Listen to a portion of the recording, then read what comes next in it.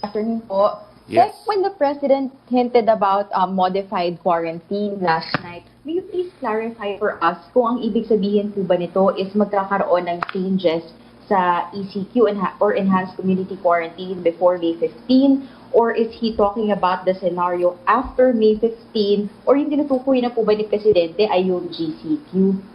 Ang tinutukoy po niya ay GCQ. Pero dahil meron na nga tayong linabas na ilang mga polisiyas under GCQ, papunta rin naman palalaga sa GCQ ang mga lugar na nasa ECQ. Provided na yung mga kaso nga po ng COVID-19 ay hindi gaanong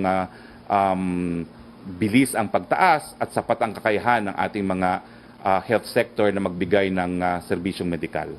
So, ang tinutukoy po ni Presidente, talagang effective May 1 dahil sa GCQ, we are partially open, no?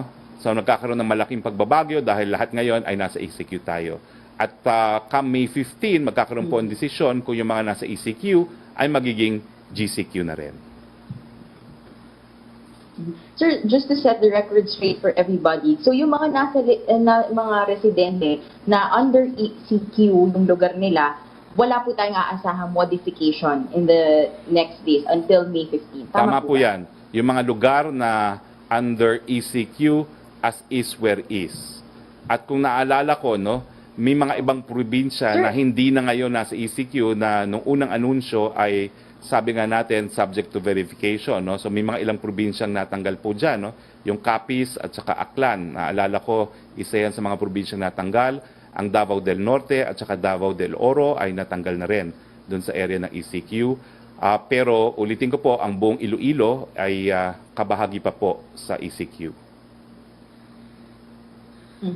Sir, I'd like to ask about yung sa case po ni AFP Chief of Staff General Santos. When he sought help from the Chinese embassy with regard dun po sa gamot na supposedly nakatulong po sa kanya gumaling from COVID-19, may na-violate po bang protocols when he did this? And at the same time po, may nakikita po ba yung Malacanang or wala po bang nakikita na conflict of interest on the part of the Chief of Staff to do this amid yung, of course, yung stance natin for sovereignty? Is this ethical on his part? I don't think naman there was any evil motive, no, behind the actions of our good general. Yun po nagpagaling sa kanya, so nais lang niya na sana na mapabilis yung proseso na magamit din natin kung ano man yung sa tingin niya nagpagaling sa kanya. Kaya nga po kahapon, kasama na sa order ni Presidente, kinakailangan doblehin ang workforce ng FDA at ng Department of Science and Technology. Kasi po, para din dun sa mga inventor, no, lilinawin ko, ang FDA po, siyang nag-a-approve at disapprove ng pagbebenta sa publiko.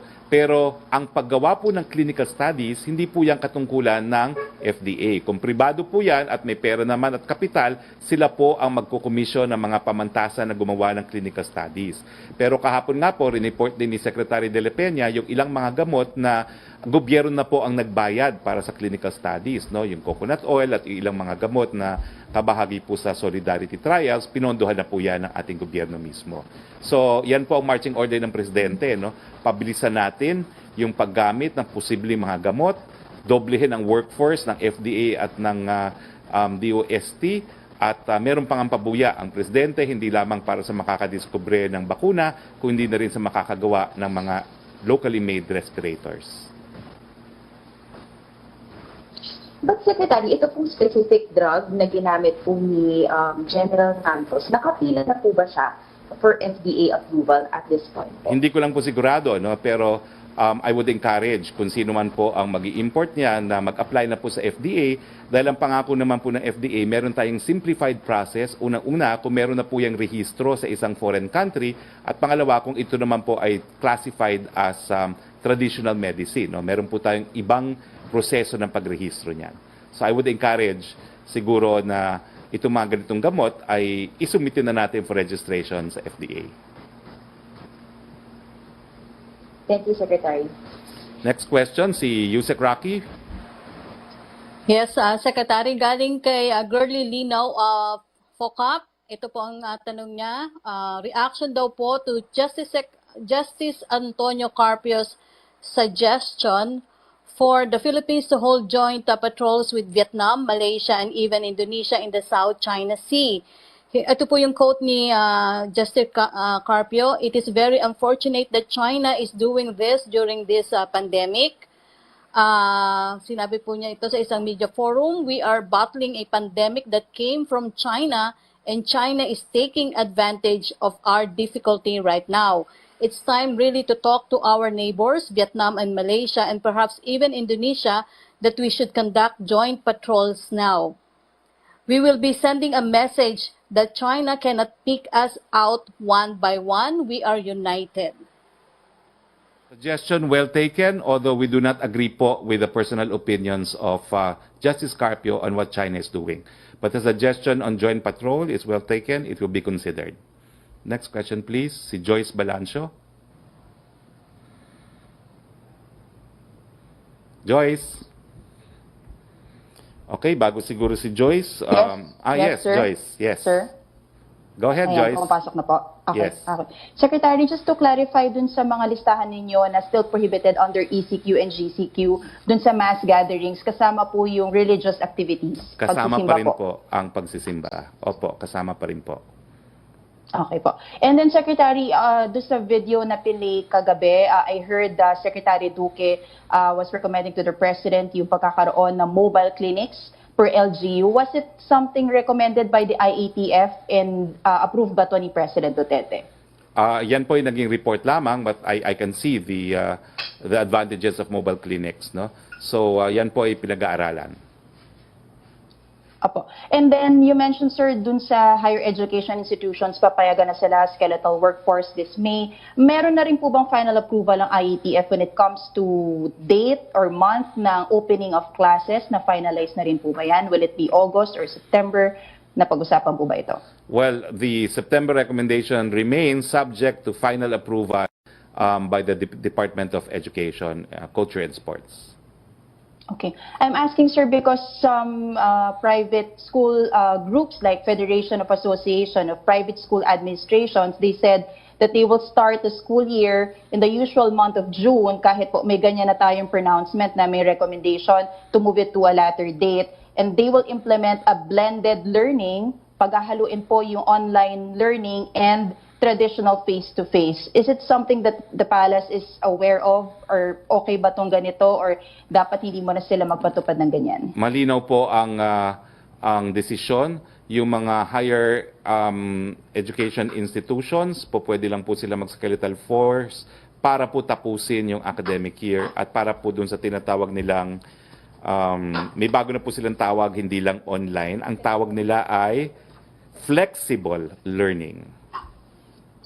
Okay, so hindi po sila pwede mag-start ng kanila lang, ng opening ng classes ng June, kahit sabihin natin simulan nila through online modules? Well, kung flexible po yan, no, that may be covered by the directive on flexible learning. Pero yung pagbubukas po ng physical opening, hindi pa po pwede. Okay, so as long as online lang po, pwede sila mag-start ng classes kung gusto nila ng June. Joyce, Tama, Sec? ako din, I have to train myself to say flexible learning kasi mas malawak po yung flexible kesa sa online.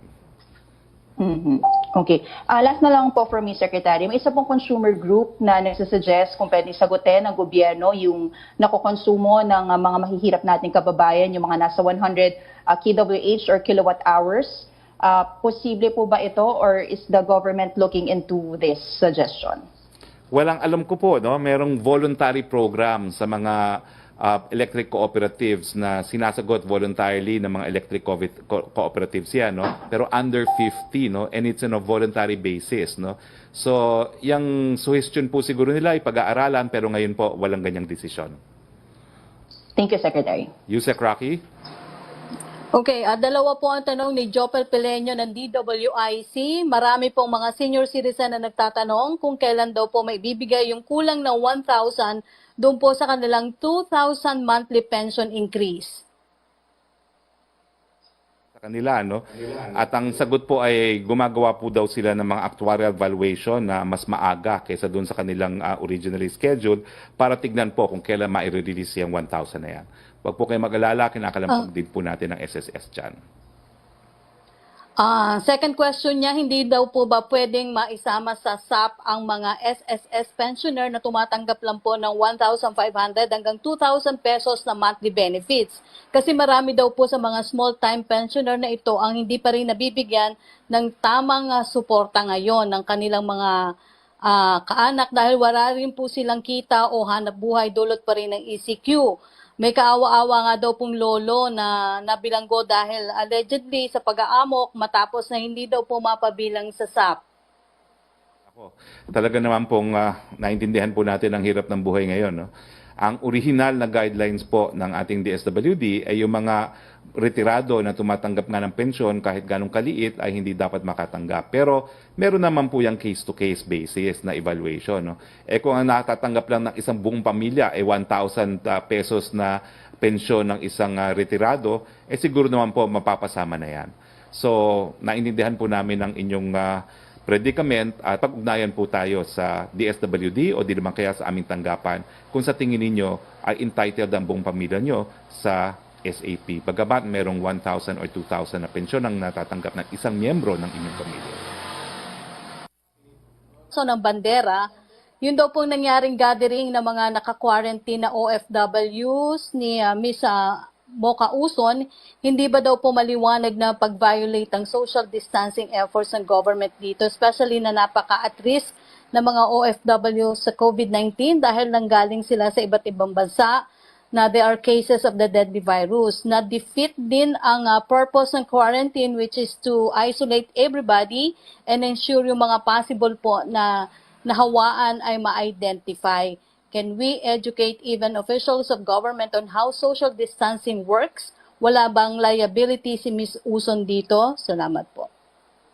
Delia, si binibining mo kauson po ay nagtatrabaho ngayon sa OWA. So, ifo-forward po namin itong information nito doon sa OWA administrator at siya po bahala magdesisyon. Yung second po niyang tanong, meron ding viral video ng supposed scene sa palengke ng Novaliches proper nung Sabado kung saan dagsarin po ang mamimili. Apparently, may mga hindi pa rin mahigpit na nagpapatupad ng social distancing, especially sa Quezon City na more than 1,200 na po ang kaso ng COVID-19. Well, mga kababayan, ulitin ko po, wala pa po tayong baksin, wala pa tayong gamot para sa COVID-19. Mapapabagal lang po natin ang pagkalat ng sakit sa pamamagitan ng social distancing at good hygiene. So, ang solution po dito ngayon, habang wala pang bakuna, ay nasa ating mga kamay, social distancing, manatili po sa ating mga bahay-bahay, at ito naman po ay applicable even in areas na merong GCQ na pagdating ng Mayo a 1. Hindi po ibig sabihin na palibasa GCQ na tayo, tigil na ang social distancing. This is the new normal po. Social distancing, kinakailangan i-deprive po natin ng COVID-19 ng isang host, no, para hindi na po siya kumalat. Joseph Morong.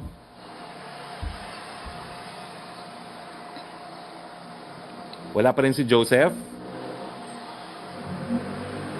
Joseph, miss na miss ko na yung last question mo. Yusek Roque muna. Okay.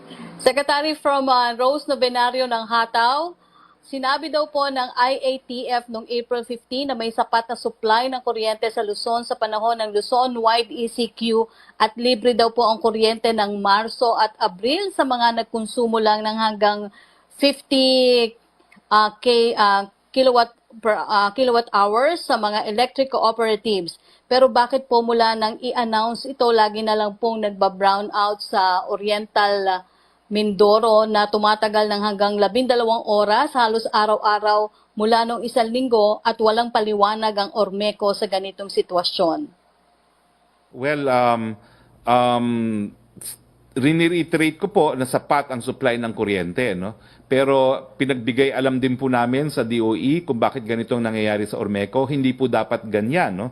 Pagdating naman po dun sa libreng singil sa kuryente, yan po ay voluntary na binibigay ng mga iba't ibang mga electric cooperatives. Pero wag ka mag-alala, sino nagtanong? Si Rose. Rose Novenario. Kakalampagin po namin ng DOE ba't ganyan ang Ormeco. From Chris Jose of Remate, Yun po daw sinabi ni Pangulong Duterte sa kanyang public message na there is no more peace talks to talk about. I will never be ready for any round of talks. Sa CPP-NPA ay baka daw po mas maging dahilan para umatake at manggulo ang rebeldeng grupo sa panahon na lumalaban ang pamahalaan sa COVID-19. Handa po ba ang gobyerno para harapin ang mga gayong batid po naman ang lahat na ang mga sundalo ay isa rin po sa mga frontliners na katulong ng pamahalaan sa paglaban sa COVID-19 pandemic? Yun po ang problema. Ang CPP-NPA nagdeklara ng unilateral ceasefire na hindi nila mismo sinundan. So anong alternatibo po ngayon? Wala na tayong ibang alternative. Kung hindi, tigil nga po yung ceasefire na yan kasi wala namang kakayahan na ipatupad ni Joe Masison yung sinasabi niya on the ground. At wala po talagang isang salita itong kalaban natin ito. So, unfortunately, wala pong ceasefire.